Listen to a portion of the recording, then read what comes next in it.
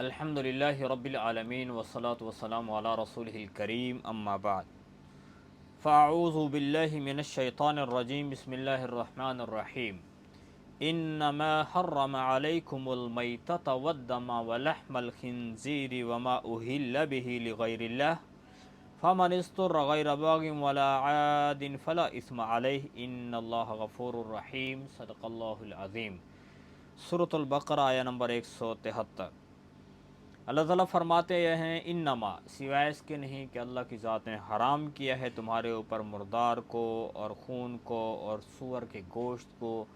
اور اس چیز کو جس کے اوپر غیر اللہ کا نام پکارا جائے فمن اضطر، پس وہ شخص جو مجبور ہو جائے، غیر باغن بغاوت کرنے والا نہ ہو، ولا عادن اور حد سے تجاوز کرنے والا نہ ہو، تو فلا اثم علیہ، اس کے اوپر کوئی گناہ نہیں، بے شک اللہ تعالیٰ معاف کرنے والے ہیں، رحم کرنے والے ہیں۔ تو ان آیات مبارکہ کے اندر اللہ تعالیٰ نے چند مردار چیزوں کا تذکرہ کیا ہے، حرام چیزوں کا، کہ جو انسان کے لیے، ایمان والے کے لیے حرام کی گئی ہیں۔ اور اس سے پچھلی آیت مبارکہ کے اندر پیچھے جو مضمون چل رہا تھا اس میں اللہ کی ذات نے ایمان والوں کو بلکہ پوری انسانیت کو فرمایا یا ایھا الناس کلوا مما فی الارض حلالا طیبا، کہ زمین میں جو حلال اور پاکیزہ چیزیں ہیں وہ کھاؤ۔ اور ان آیات مبارکہ کے اندر جو ہے ان لوگوں کا تذکرہ تھا کہ جو اپنے طور پر چیزوں کو حلال کرتے تھے اور حرام کرتے تھے، جیسے مشرکین مکہ کوئی جانور کسی بت کے نام کر دیا اور پھر اس سے نفع حاصل کرنا اپنے اوپر حرام کر دیا۔ تو حلال اور حرام کرنا کسی چیز کو، اس کا اختیار صرف اور صرف اللہ کی ذات کے پاس ہے، کسی انسان کے پاس اس کا اختیار نہیں ہے کہ وہ ایک چیز کو حلال کر دے یا کسی چیز کو حرام کر دے۔ تو اللہ کی ذات نے یہاں پر چند ایسی چیزوں کا تذکرہ کیا ہے کہ جو حرام ہے۔ تو اللہ تعالیٰ فرماتے ہیں کہ جو تمہارے اوپر حرام کیا ہے اللہ کی ذات نے، ان میں ایک ہے مردار۔ اور مردار کس کو کہتے ہیں؟ مردار اس جانور کو کہتے ہیں کہ جس کی کئی شکلیں ہو سکتی ہیں، جس کو ذبح نہ کیا گیا ہو۔ جیسے ایک یہ ہو سکتا ہے کہ جانور جو ہے وہ بیماری کی وجہ سے مر جائے، اس کو ذبح ہی نہیں کیا گیا۔ اگر کوئی جانور جو ہے وہ پہاڑ سے نیچے گرا، کہیں سے گرا اور مر گیا، اس کا گلا گھونٹ گیا، اس کی وجہ سے مر گیا۔ جانور کو پتھر لگا، وہ اس کی وجہ سے مر گیا۔ اب جانور سے کوئی بھی جانور ہو سکتا ہے، وہ گائے، بھینس، بکری، کوئی چڑیا، کوئی بھی پرندہ جو حلال ہیں۔ تو اگر وہ مر گیا تو ایسی صورت میں جب اس کو ذبح نہیں کیا گیا ہے تو وہ مردار کہلائے گا۔ اور مردار جب ہو گیا تو مردار کا کھانا پینا انسان کے لیے جائز نہیں ہے۔ اور ایسے ہی کہ وہ جو مردار جانور ہے وہ کسی جانور کے سامنے ڈال کے اس کو کھلانا بھی اس کے لیے جائز نہیں ہے۔ تو مردار جانور جو ہے وہ ایمان والوں کے لیے حرام قرار دیا گیا ہے، اس کو نہیں کھانا چاہیے۔ البتہ حدیث مبارکہ کے اندر اللہ کے نبی صلی اللہ علیہ وسلم نے دو مردار چیزوں کو فرمایا کے بارے میں فرمایا کہ وہ ہمارے لیے حلال ہیں۔ ان میں سے ایک، جیسے اللہ کے نبی کا فرمان ہے کہ ہمارے لیے دو مردار حلال کیے گئے ہیں، ان میں سے ایک مچھلی ہے اور دوسرا ٹڈی ہے۔ مچھلی کا مطلب ہے کہ مچھلی جب پانی سے اس کو نکال کے باہر پھینکا گیا تو اس کو ذبح نہیں کیا گیا، ویسے مر گئی تو اس کا کھانا جائز ہے۔ ایسے ٹڈی ہے تو اس کے اندر خون ہی نہیں ہوتا ہے، اس کو ذبح کرنے کی ضرورت ہی نہیں پڑتی ہے، تو وہ حلال ہے۔ ایسے ہی فرمایا کہ دو خون ہمارے لیے حلال کیے گئے ہیں، ان میں سے ایک تلی ہے اور ایک جگر ہے، کہ وہ ہمارے لیے حلال کیا گیا ہے۔ تو اس اعتبار سے جب جانور حرام مردار ہو جائے تو اب اس کا کھانا پینا حرام ہو جائے گا۔ اور اب رہی بات کہ اس کے جو باقی اعضاء ہیں، جیسے ہڈی ہے، اس کے اوپر یعنی جانور تھا تو وہ حلال پہلے، لیکن ہو گیا مردار، تو اس کو حلال کیا نہیں گیا ہے۔ تو وہ جو جانور ہے جو مردار ہو چکا ہے، اس کی جو کھال ہے یا اس کی ہڈیاں ہیں، اس سے فائدہ اٹھایا جا سکتا ہے، اس کے بال ہیں اس کے ذریعے سے بھی نفع حاصل کر سکتے ہیں، لیکن اس کے خون یعنی اس کا جو گوشت ہے اس سے فائدہ حاصل کرنا جائز نہیں ہے، حرام ہے۔ اور مردار جو جانور ہوتا ہے اس میں ایک چیز کہ اس کے جو اندر جو خون ہوتا ہے، دم مسفوح جس کو کہتے ہیں، چونکہ وہ جسم کے اندر ہی رہ جاتا ہے، جس کی وجہ سے وہ حرام ہو جاتا ہے۔ دم مسفوح جب بہا دیا جاتا ہے، یعنی جب جانور کو ذبح کرتے ہیں تو اس کی وجہ سے اس کا دم مسفوح نکل جاتا ہے، وہ باہر جب نکل گیا تو اب جو باقی جانور کا گوشت ہے اس میں اگر کہیں خون رکا ہوا ہے، خون موجود ہے، تو وہ خون حرام نہیں ہے، وہ جائز ہے، یعنی حلال ہے۔ تو اللہ کی ذات نے ایک چیز تو مردار کے بارے میں فرمایا کہ یہ ایمان والوں کے لیے حرام ہے، اس کو نہیں کھا سکتے ہیں، ودما، اور دوسری چیز فرمائی ودم، خون۔ اب خون کیا ہے کہ خون سے مراد دم مسفوح ہے، جب جانور کو ذبح کیا جاتا ہے تو اس میں سے جو خون نکلتا ہے اور بہتا ہے، پرندے کو ذبح کیا اس میں سے جو خون نکل رہا ہے یہ حرام ہے، اور اس سے کوئی نفع حاصل نہیں کیا جا سکتا۔ البتہ جیسے حدیث مبارکہ سے پتہ چلتا ہے کہ جو منجمد خون ہے، جیسے تلی ہے اور جگر ہے، وہ بھی ایک خون کی شکل ہوتی ہے، لیکن وہ خون جمع ہوا ہوتا ہے، ایک یوں سے گوشت کا لوتھڑ ایک گوشت کی شکل اختیار کر چکا ہوتا ہے، تو اس کو کھانا جائز ہے۔ اور خون کے ذریعے سے یعنی مردار ہے یا خون ہے، جس طرح اس سے اس کو کھانا جائز نہیں ہے، اسی طریقے سے اس کی خرید و فروخت کرنا بھی جائز نہیں ہے۔ اب رہی بات کہ جیسے خون ہوتا ہے، بس اوقات ایک بندے انسان کے جسم سے خون کو نکالا جاتا ہے، دوسرے انسان کو خون اس کا لگا دیا جاتا ہے، تو وہ تو مجبوری کی وجہ سے ایک بطور علاج کے کیا جا رہا ہے، تو اس کی وجہ سے اس کو جائز قرار دیا گیا ہے، ورنہ ایک خون کی ویسے خرید و فروخت کرنا وہ جائز نہیں ہے۔ تو جس طرح مردار چیز ہے اس سے نفع نہیں حاصل ہے، اس کو کھا پی نہیں سکتے، ایسے اس کو بیچ بھی نہیں سکتے ہیں، اور خون کا بھی یہی حال ہے، وَلَحْمَ الْخِنزِيرِ، اور تیسری چیز جو سور کا گوشت ہے وہ حرام ہے۔ اب رہی بات کہ جو سور ہے وہ تو بالکل نجس العین ہے، اس کے نہ تو گوشت سے نفع حاصل کر سکتے ہیں، اس کو کھا سکتے ہیں، نہ اس کی ہڈیوں سے نفع حاصل کر سکتے ہیں، نہ اس کے کھال سے نفع حاصل کر سکتے ہیں، اس کے اوپر امت کا اجماع ہے کہ اس سے نفع حاصل کرنا بالکل اس کی کوئی گنجائش نہیں ہے، کیونکہ وہ نجس العین ہے۔ تو باقی یہاں پر لحم الخنزیر، خنزیر کے گوشت کو اس لیے ذکر کیا گیا ہے کہ جیسے عام جانور ہے، جب اس کو ذبح کر دیا جاتا ہے تو اس میں سے خون نکل جاتا ہے، تو اس کا جو گوشت ہے وہ پاک ہو جاتا ہے اور وہ حلال ہوتا ہے، لیکن خنزیر نجس العین ہے، اس کو چاہے کوئی ذبح بھی کر دے اور اس میں سے یعنی خون نکل بھی جائے، اس کا پھر بھی گوشت پاک نہیں ہوگا،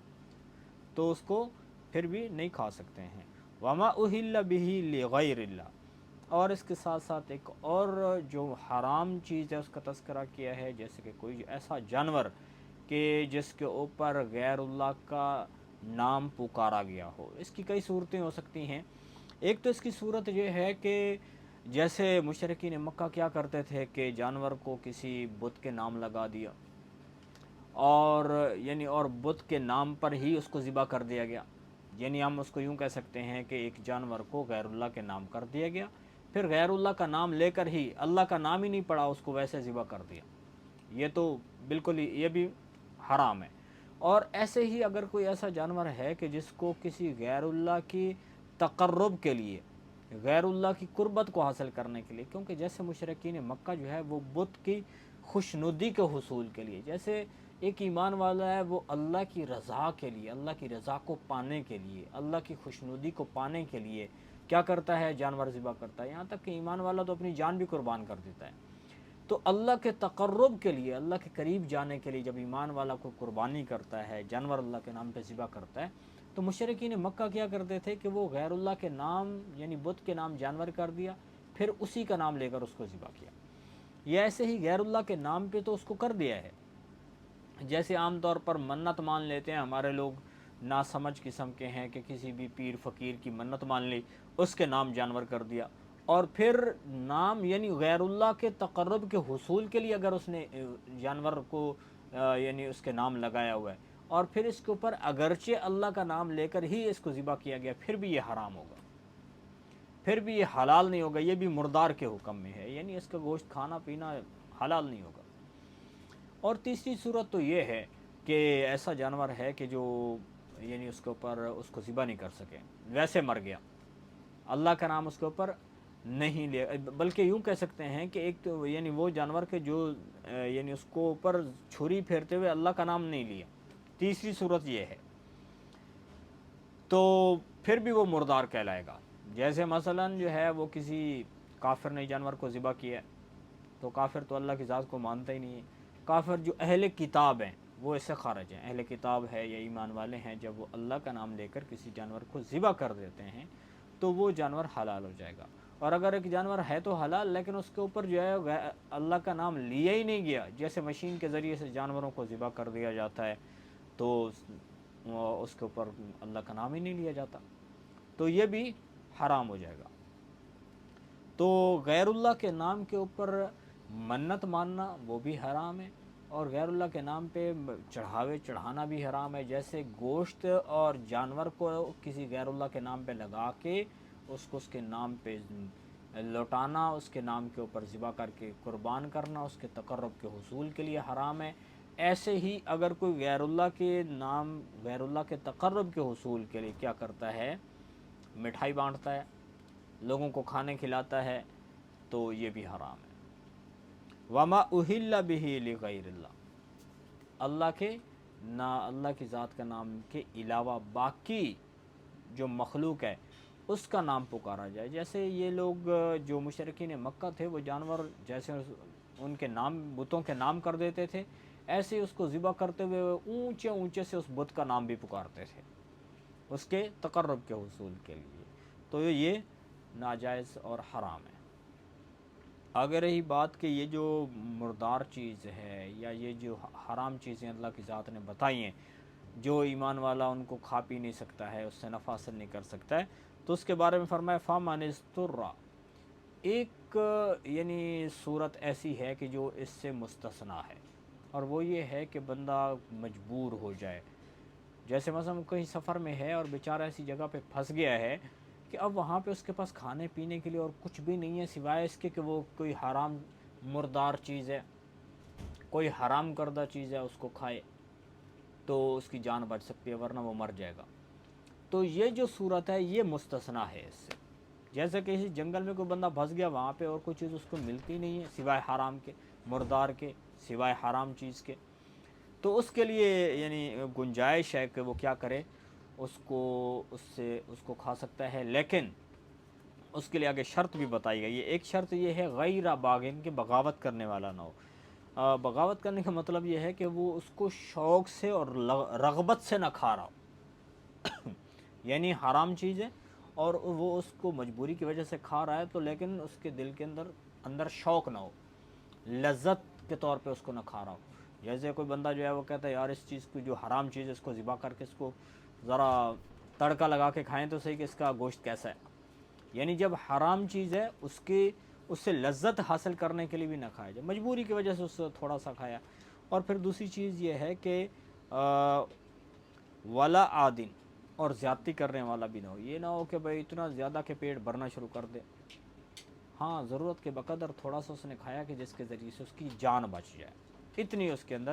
گنجائش ہے۔ تو حرام سے نفع حاصل کرنے کی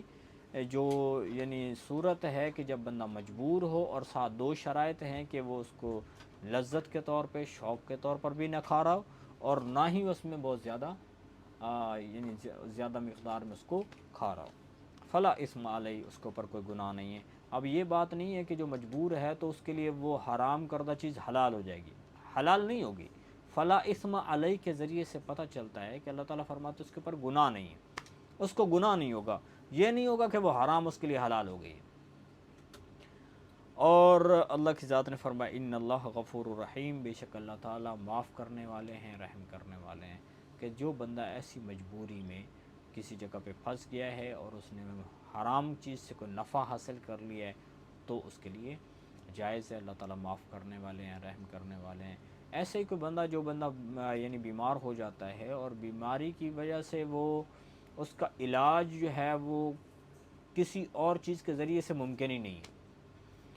علاج ہی ایسی چیز کے ذریعے سے ہوتا ہے کہ جو حرام ہے، تو اب اس کی جان کو بچانے کے لیے تو اجازت ہے، جائز ہے اس کے لیے کہ وہ اس کے ذریعے سے اپنا علاج کروا سکتا ہے، لیکن جب بالکل مجبوری ہو اور کوئی صورت اس سے جان بچانے کی نہ ہو تو علاج کے طور پر حرام چیز کو استعمال کر سکتے ہیں۔ لیکن عمومی حالات کے اندر یہی ہے کہ جب تک ہو سکے، جتنا ہو سکتا ہے ایمان والے کے ذمہ فرض ہے کہ وہ کیا کرے، حرام سے بچے۔ تو اللہ تعالی ہمیں دین کی بات کو سمجھ کر اس کے اوپر عمل کر